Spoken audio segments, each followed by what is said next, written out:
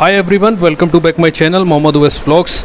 आज बात करेंगे कुणाल साजी के स्टार्टअप क्रेड के बारे में। कमाल का स्टार्टअप है, सिर्फ 2 साल हुए स्टार्टअप को और $800 मिलियन से ज्यादा मार्केट वैल्यूएशन में बैठ चुके हैं आज की डेट में। यही सेम वैल्यूएशन तक पहुंचने के लिए आपको बता दें, ओयो ने 5 साल लगाए, फ्लिपकार्ट ने 11 साल लगाए, जोमेटो ने 10 साल लगाए, पेटीएम ने 7 साल लगाए। बहुत तेजी से छलांग मारी है इन्होंने। आज की डेट में इतना नाम हो चुका है इनका, जैसे होटल के लिए ओयो को जाना जाता है, कैब बुकिंग के लिए ओला को जाना जाता है और ऑनलाइन लर्निंग के लिए बायजूस को जाना जाता है। वैसे ही क्रेडिट कार्ड पेटीएम के लिए क्रेड का नाम हो चुका है आज की डेट में। पहले क्या होता था, क्रेडिट कार्ड की पेमेंट टाइमली पे नहीं करते थे, ऐसे ही बहुत लोग टाइमली पे भी कर देते थे क्रेडिट कार्ड की बिल, बट फिर एज अ रिवॉर्ड कैशबैक कुछ भी नहीं मिल पाता था। बस इनको यहीं से एक अपॉर्चुनिटी मिल गई। देखिए, उन लोगों को रिवॉर्ड दिया जा रहा है जो टाइमली पेमेंट करने लग गए हैं, और अब वो भी टाइमली क्रेडिट कार्ड की पेमेंट देने लग गए हैं जो लोग पहले नहीं देते थे, क्योंकि अब अच्छा खासा कैशबैक मिलने लगा है तो लोग कोई डिले नहीं करते हैं।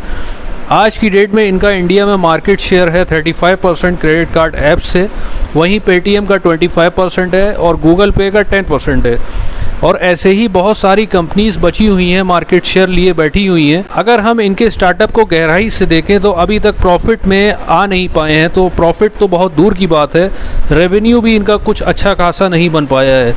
2019 में 7 करोड़ तक का इनको टोटल एक्सपेंसेस हुआ, वहीं 2020 में टोटल एक्सपेंसेस बढ़ के 350 करोड़ तक पहुंच जाता है। अगर लॉसेस की बात करें, सेम एस 2019 में इनका 7 करोड़ तक का लॉस हुआ दोस्तों, और वहीं 2020 में 350 करोड़ तक का लॉस हुआ। 2019 में इनका रेवेन्यू बिल्कुल जीरो हुआ है, 2020 में इनका रेवेन्यू इतना इंप्रेसिव रहा है, और फिर भी इन सब के बावजूद 90% कस्टमर इनसे बहुत ज़्यादा खुश हैं, क्योंकि ये बहुत यूजफुल ऐप बनाया है इन्होंने। यूज़र 1000 क्रेडिट कार्ड पेटीएम करता है तो उसे 1000 क्रेडिट कॉइन मिल जाते हैं, जिससे वो यूज़ कर सकता है कहीं पे भी, और इनको आराम से इन्वेस्टर की तरफ से फंडिंग भी मिल जाती है, और इनके इन्वेस्टर इनसे बहुत ज़्यादा इंप्रेस हैं और पूरा ट्रस्ट है कि कुणाल बाजी आप आराम से काम करिए, हम आपके साथ हैं। जिस स्टार्टअप ने अभी तक कुछ भी प्रॉफिट नहीं कमाया है, वो $1 मिलियन की वैल्यूएशन में टच करने वाला है। सोचने वाली बात है ये। सबसे बड़ी बात ये है, सिर्फ ऐसी टेक कंपनी का फाउंडर एंड सीईओ नहीं है ये, तो बिना टेक्निकल एंड इंजीनियरिंग बैकग्राउंड के ऐसी पोजीशन में बैठे हुए हैं। आखिर कुणाल साजी ऐसे कैसे कर रहे हैं, जो चमत्कारी कह सकते हैं आप लोग। 16 साल की उम्र से इंडिपेंडेंट हो गए थे, डेटा एंट्री की जॉब में लग गए थे। बिजनेस तो खून में था, क्योंकि गुजराती फैमिली से थे। पार्ट टाइम सीडी और डीवीडीज बेचना शुरू कर दिया था इन्होंने। फिर संडे ऑफ रहता था तो उसमें इन्होंने ट्यूशन क्लासेस दिए बच्चों को। फिर जो टाइम और पैसा बचता था उसमें से इन्होंने अपने घर में ही साइबर कैफे खोल लिया था। बिजनेस करने का जुनून और भी बढ़ गया था इनको, तो इन्होंने सोचा MBA कोर्स करूंगा तो उससे मुझे और भी ज्यादा नॉलेज मिलेगी बिजनेस के बारे में। पर वही बात आती है, टेक्निकली कोई बात ही नहीं हो रही थी वहां पर सिर्फ थ्योरी चल रहा था। तो इन्होंने सोचा ऐसे तो काम नहीं चलने वाला, इन्होंने ड्रॉप आउट कर दिया कॉलेज से। कॉलेज के बाद बचे कुछ पैसे से इन्होंने अपना BPO के बिजनेस के बारे में सोचा और उसको शुरू किया। उसमें इन्होंने 5 से 10 लोग ज्वाइन किए, यहाँ से भी इन्होंने ठीक ठाक अच्छे खासे पैसे कमा लिए। फिर एक बूम आया 2010 में, जिसमें ऑनलाइन पेमेंट ऐप का नया कॉन्सेप्ट आया इंडिया में। इन्हें भी बहुत ज़्यादा पोटेंशियल दिखा इस इंडस्ट्री में। पेटीएम लॉन्च हो चुका था 2010 के आसपास, मोबीविक लॉन्च हो चुका था 2009 के आसपास, फ्रीचार्ज भी लॉन्च हो चुका था 2010 के आसपास। फ्रीचार्ज स्टार्टअप अपने को फाउंडर के साथ, इसमें इनका ये मोटिवेट था कि रिवॉर्ड, कैशबैक और वाउचर दे रहे थे कस्टमर को जो भी ऑनलाइन पेमेंट करेगा, और बहुत तेजी से ये ग्रो कर रहे थे। रोजाना रोज ये 14,000 से 15,000 लोगों के ट्रांजैक्शन कर रहे थे डेली। दोस्तों, ये बहुत तेजी से ग्रो कर रहे थे। एक कंपनी ने इनको अप्रोच भी किया, कंपनी का नाम स्क्रीन पे आ रहा होगा, आप लोग देख रहे होंगे। इनको नहीं पता था वर्ल्ड की टॉप इन्वेस्टर कंपनी में इनका नाम आता है। देखिए, जो सबसे बड़ी कंपनी थी उसने काफी ज्यादा सवाल जवाब किए इनसे पूछा CAC क्या होता है, तो इनको बिजनेस टर्म्स के बारे में ज्यादा नॉलेज नहीं थी। इनकी ग्रोथ तो बहुत ज्यादा हो चुकी थी, बट इनको अभी नॉलेज नहीं हुई थी कि कस्टमर एक्विजिशन की कॉस्ट क्या है आपकी, मतलब एक कस्टमर को लाने में आपके कितने पैसे खर्च हो रहे हैं। 2015 के आसपास इन्होंने फ्रीचार्ज कंपनी को, फ्लिपकार्ट को बेच दिया था 2800 करोड़ रुपए में। ये बहुत बड़ा एग्जिट लिया इन्होंने, और बहुत अच्छा एग्जिट लिया, और बिजनेस में अच्छा खासा नाम हो गया था इनका।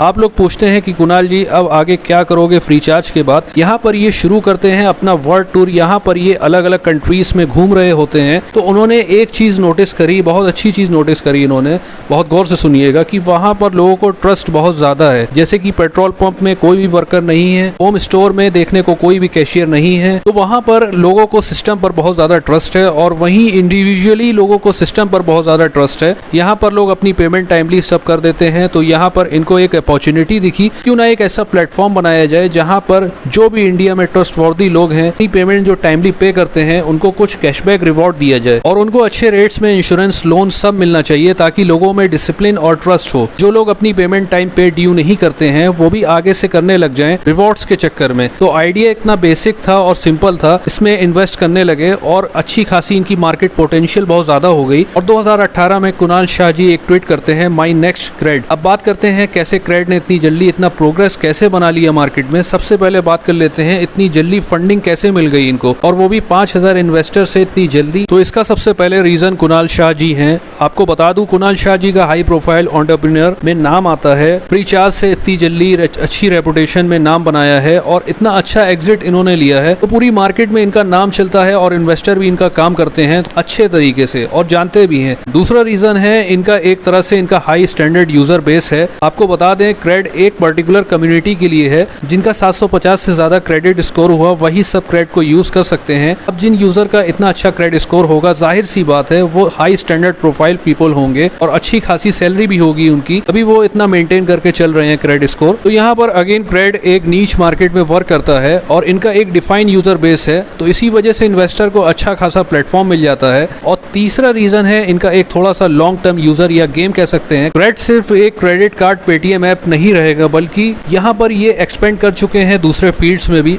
जैसे कि रेंट पेमेंट हो गया या फिर इंश्योरेंस फील्ड में हो गया या फिर सस्ते में लोन प्रोवाइड करना हो गया।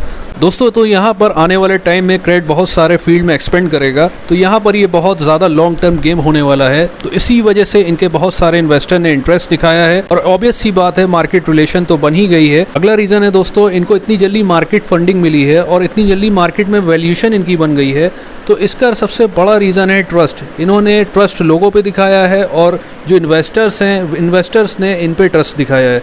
और आपको बता दें बहुत लोगों को लगता है इतनी जल्दी एड्स ये सब लगवाएंगे और पर्सनलाइज एड्स जो होते हैं वो भी लगवाएंगे, वहाँ से ज़्यादा पैसे कमा सकेंगे लोग।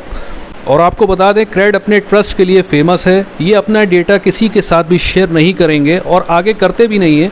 इसी रीज़न की वजह से ये क्रेड से रेवेन्यू जनरेट नहीं कर पा रहे हैं और इसी रीज़न की वजह से भी इनके जो इन्वेस्टर्स हैं इन पे ज़्यादा भरोसा करते हैं, इन पे बहुत ज़्यादा ट्रस्ट रखते हैं। दोस्तों अगला रीज़न है इनका इतनी जल्दी ग्रो होने का, इन्होंने इतना आसान बना दिया है अपने यूज़र के लिए ऐप। आज की डेट में CRED one of the best UI UX app बोला जाता है।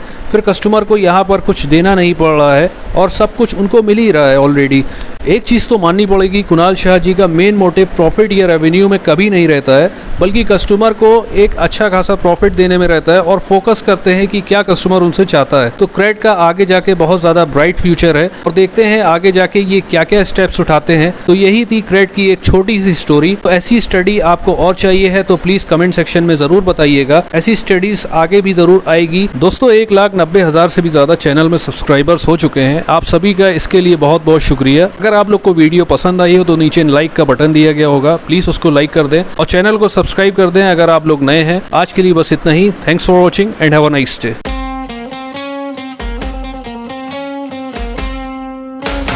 Hanukkah